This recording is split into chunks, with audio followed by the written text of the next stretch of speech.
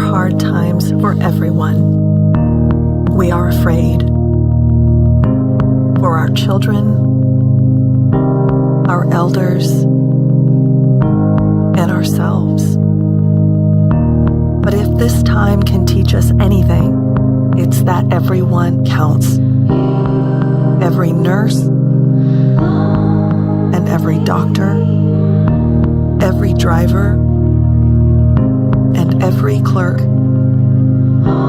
every parent and every child. And if we stand up and take care of each other, we can build a brighter future together. I'm Kimberly Graham, and I approve this message. Well, hello, everybody. We are very excited to continue our series of these little kind of miniature town halls where we get to dive into an important topic with a little more substance and a little other than mess up all of your biography, Adam, I'll let you know, all of the many types of advocacy work that you have done and are currently doing. So go ahead and share that with people. Okay, yep, absolutely. I was diagnosed with autism at age 10. I was one of the first students to be mainstreamed in the Cedar Rapids Community School District. This was back in the late 80s, early 90s. From there, I with the help of like teachers, mentors, and especially parents and family, have done pretty well for myself. I've got a bachelor's in political science from Mount Mercy University. I've been an active member of both the Lynn County Democratic Central Committee for a number of years and the First District Central Committee, in which I also serve as their parliamentarian. And I'm also on the ADA Advisory Commission for the City of Cedar Rapids, which is kind of a liaison commission. You're appointed by the City Council, but you kind of act as an advocate and kind of act as an intermediary between the disability community and the Cedar Rapids City Council and city staff. And as for advocacy, I've often been a person that people have turned to, like in this scenario, for my story. But I've gotten more involved in disability and mental health advocacy after a friend of mine in college died by suicide in 2014. And he battled schizophrenia, kind of fell through the cracks of the system. And I, kind of learned more about his story. And I said, well, there's a lot of opportunity here to get more involved in disability, mental health, and autism advocacy. Yeah, I'm sorry for the loss of your friend, Adam. Thank you. And mental health is an area that I know It might be, there's so many critically important things that we need to be advocating for and things we need to fix in this country. But, I dare say that the whole mental health issue is one of the top, because it is costing us in this country so much in human lives and in just health and dignity of human beings, because we don't have, in spite of having so many good people working in that field who are busting their butts and doing their best to work hard for their patients or what, the people they provide services for, we don't have enough. We don't have enough accessibility, especially in rural areas, and parts of the United States that are more rural can be really, really tough to access any kind of mental health services. And then the cost, there's depending on what insurance you have, what kind of plan you have. There are some people that their insurance doesn't cover any type of mental health or therapy. So yeah, that's an area that I'm aware needs so much work. What are the areas that kind of pop into your mind first, Adam, as kind of, for lack of a better word, like low-hanging fruit, things that wouldn't be wouldn't be the biggest lift, wouldn't be the heaviest lift to try to get done, that we might be able to get done either on a state or a local, state or federal level?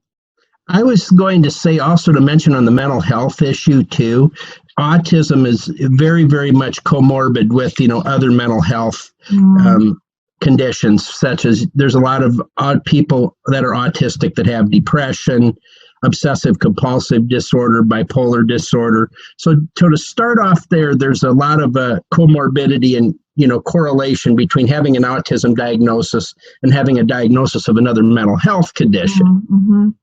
As for low-hanging fruit, or as for things that need to work on, I think you did a good job of mentioning a lot of the things. I also think too, one thing that needs to be addressed is also stigma. For example, a good example of things is when my friend had his psychotic break.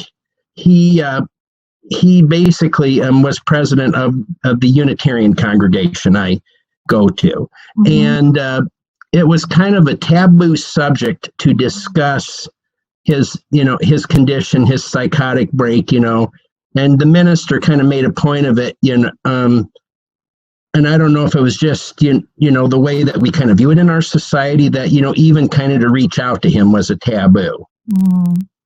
And that to me was another segue into my activism as well, saying, well, I was told to keep quiet about this in my congregation. And I thought, and I was a person that was raised, to be in a home where we talked about things, we were very transparent about things.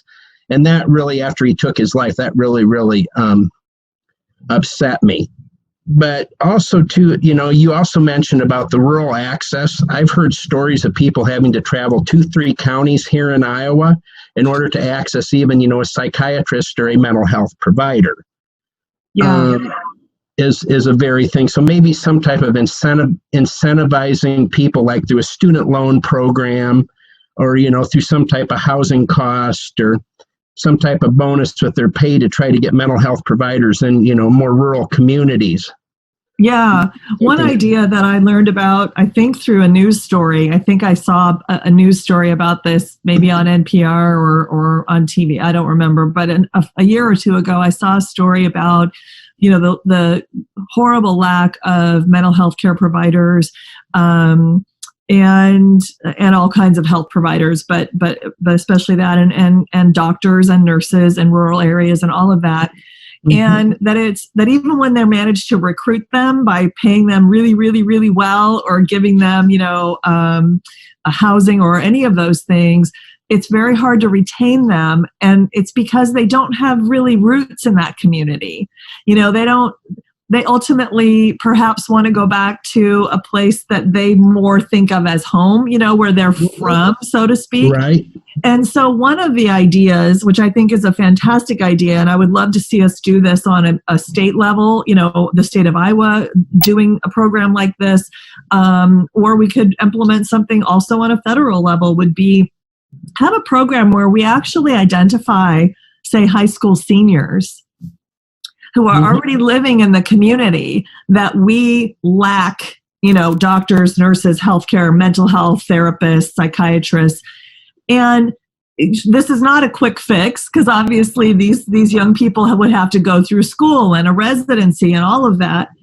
But the program in the long term is great, because it had, in the short amount of time they had it, I believe they showed a much higher retention rate, because they're recruiting high school kids out of the community. And then I guess there's no reason they couldn't just, this particular program I think was high school kids, but there's no reason it couldn't be other, young people who want to either become a doctor, become a nurse, become a respiratory therapist, become a mental health professional.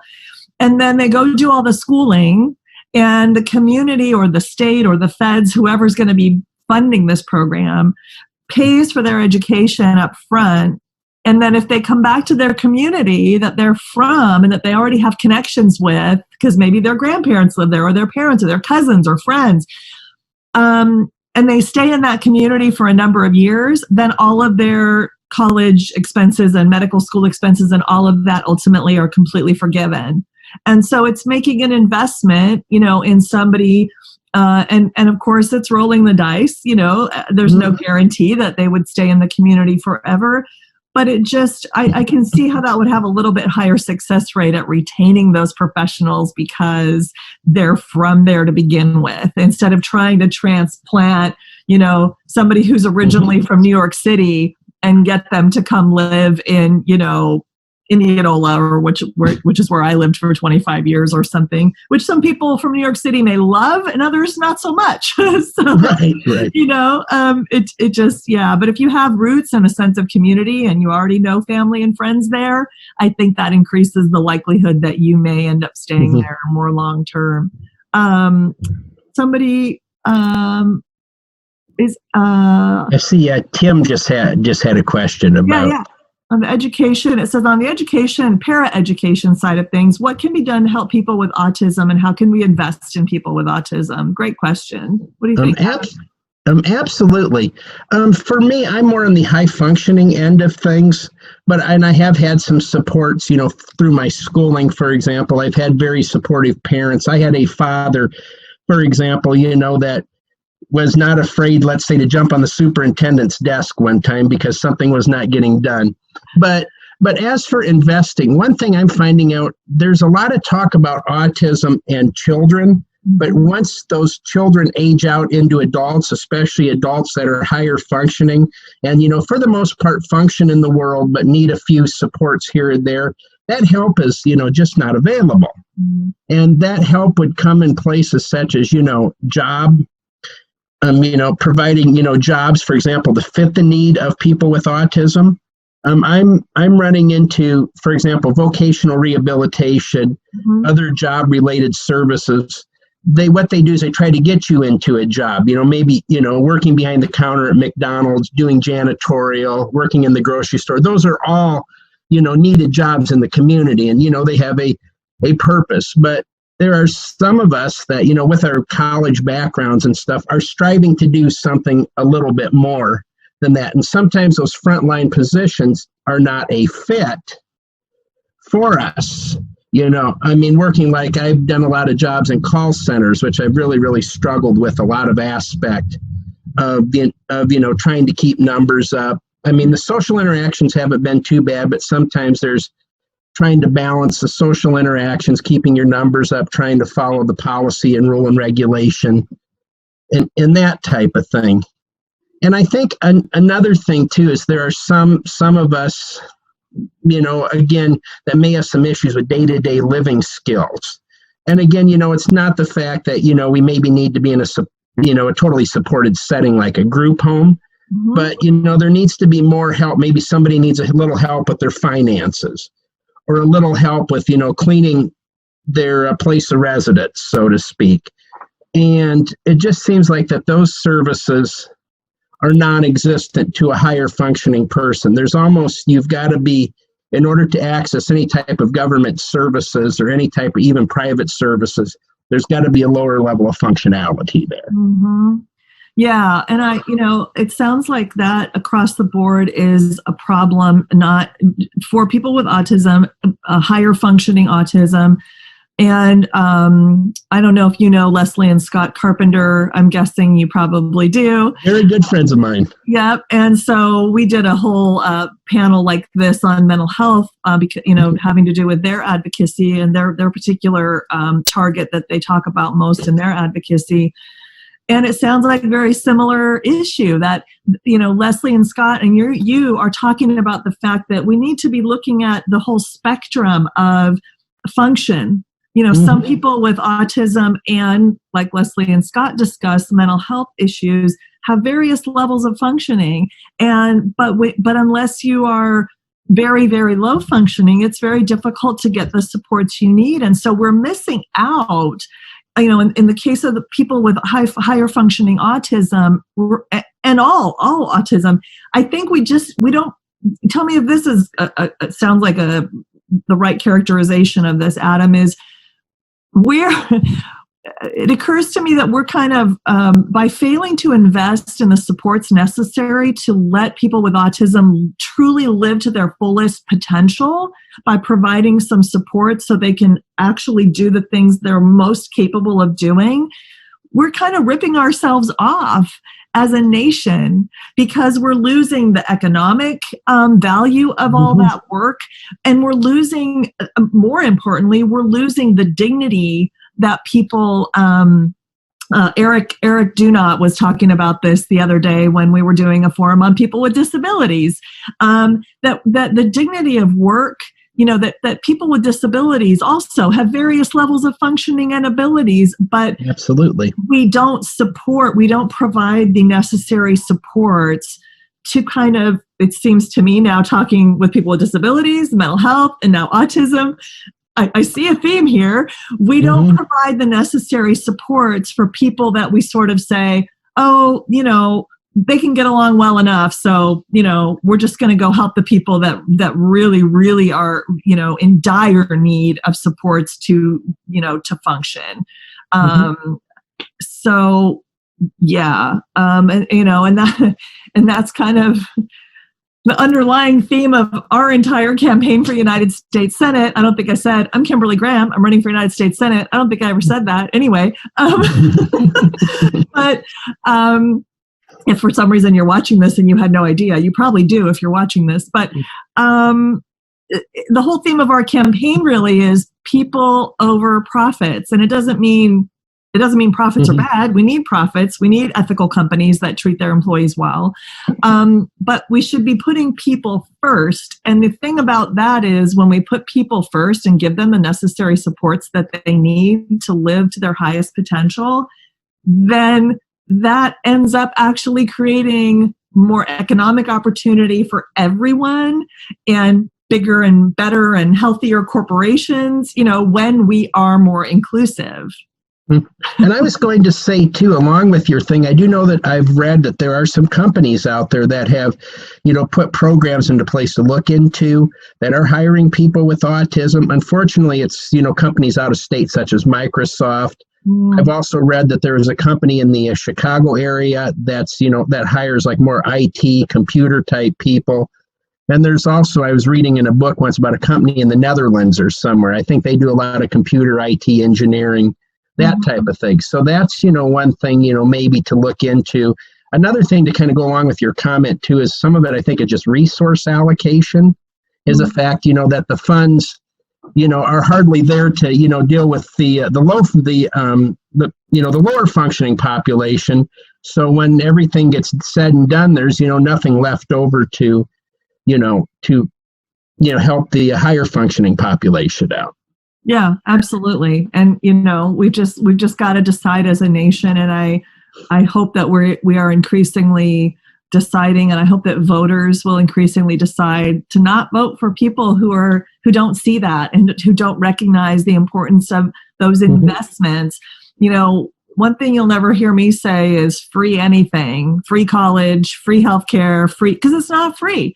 And, right. and I'm picky about words, and it all costs something. However, what I do say about those things is we need to make investments in healthcare, investments in college, investments, which means more of us pulling together and deciding that we value something. Like, say, we pull together and decide we value providing supports to people with autism. And so we invest in that as a country instead of, because we can't do absolutely everything, how about instead of investing in Amazon and Exxon and Walmart, we stop investing in them because they seem to be doing just okay without us making extra investments in them through subsidies and tax breaks that they don't need. And shift those priorities and those investments to investing in regular people who really need them. Absolutely. And I was just thinking, too, you're talking about the supports and stuff. And one thing, and I don't know if it's still available since it's been years since I had it, but the Department of Voc Rehab here in Iowa used to have a program where years ago, and I actually, I had to go through an evaluation, and then I got into the program where they paid for half of my tuition at community college.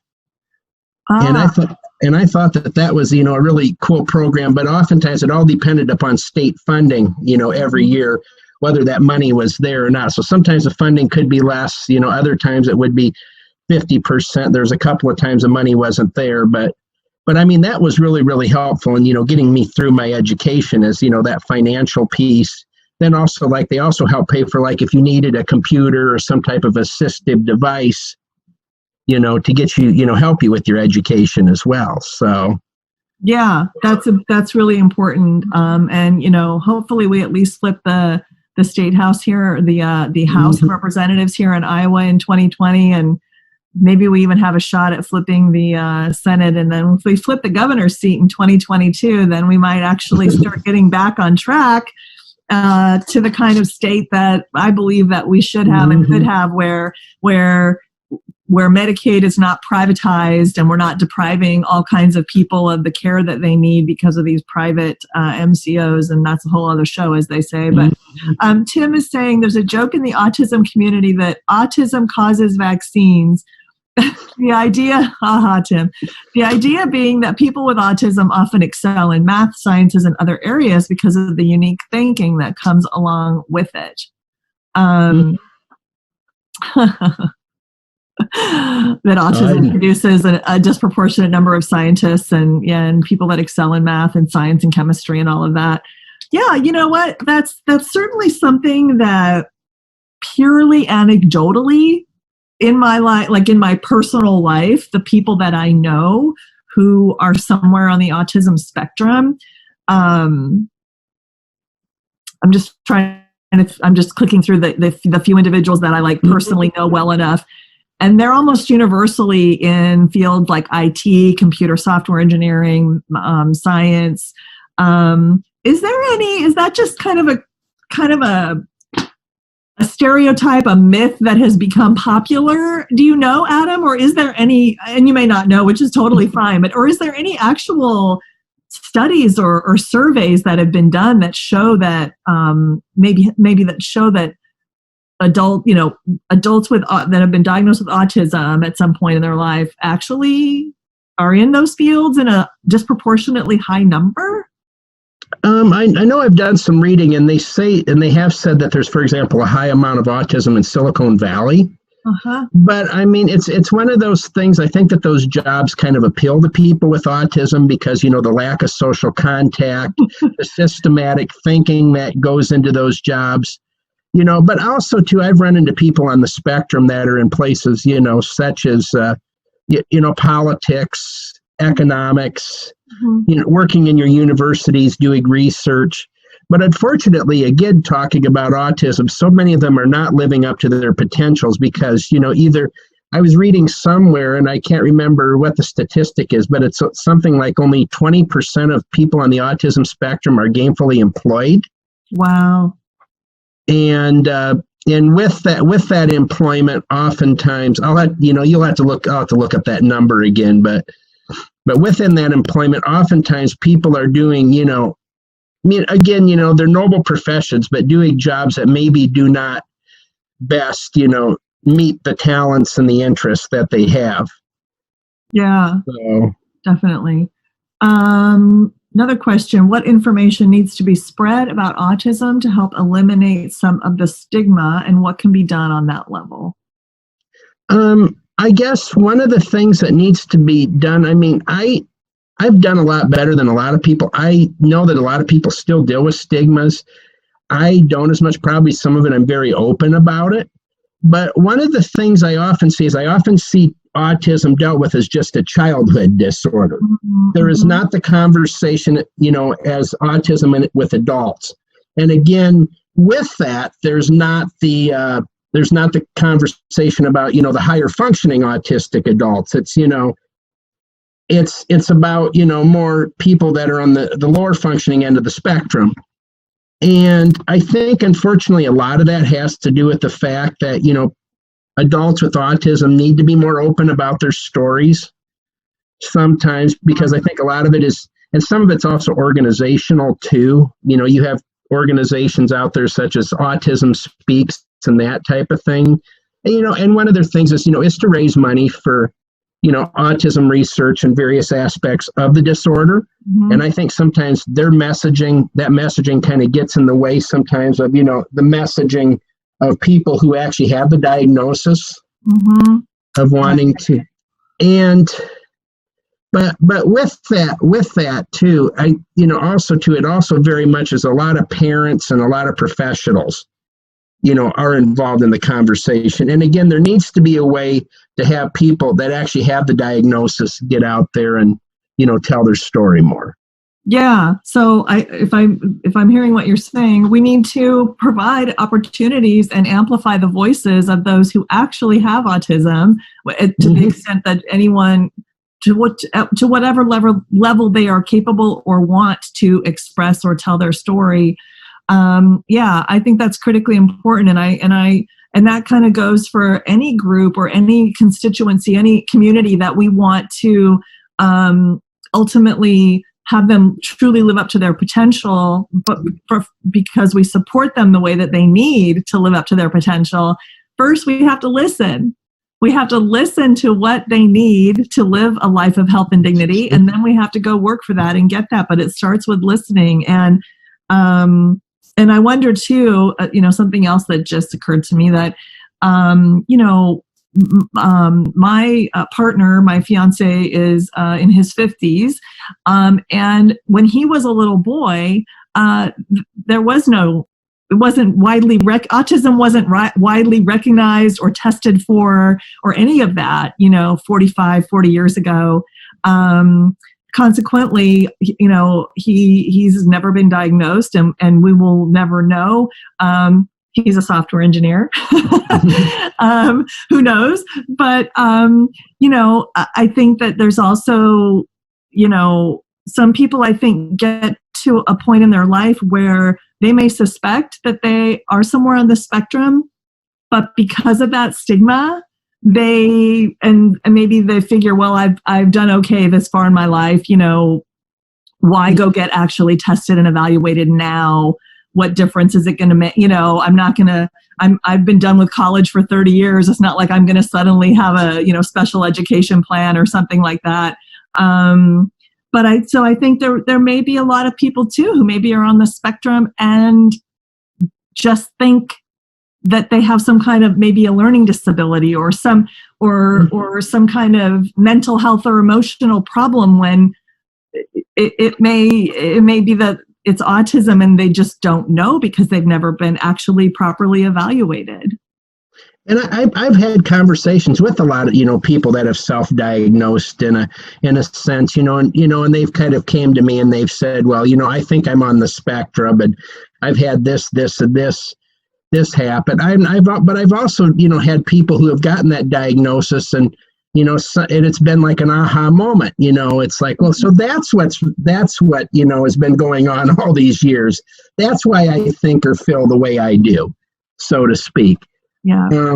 So another aspect of autism I was going to bring up too, and I know I've had some conversations with the LGBT, QA community about this, is the fact that people that are transgender, I think the statistic is something like, are 3 times more likely to be autistic. Huh.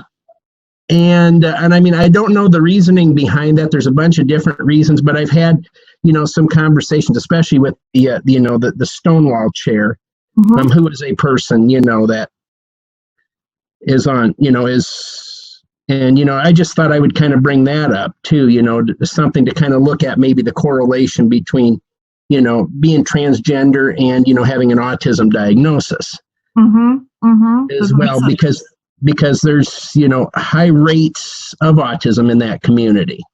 Interesting. I did not know that. That's very interesting. And, which then begs the question on sort of a DNA level, or on that level, what interesting, that what perhaps might research tell us down the road about the connection, the how that's connected, really very biologically, chemically, biologically. I'm not expressing that as well as I'd like to, but right. Yeah, exactly.